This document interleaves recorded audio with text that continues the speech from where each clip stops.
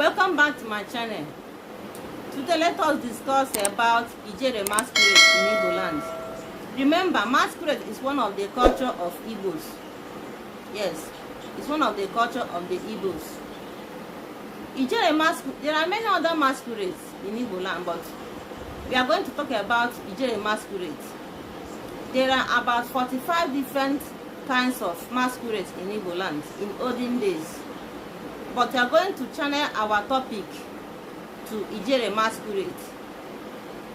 It is the biggest masquerade in sub-Saharan Africa. It's a tradition of Igbo people in Nigeria, and was listed in the UNESCO archive as an intangible cultural element in need of urgent safeguarding. Yes, like in many communities in our state,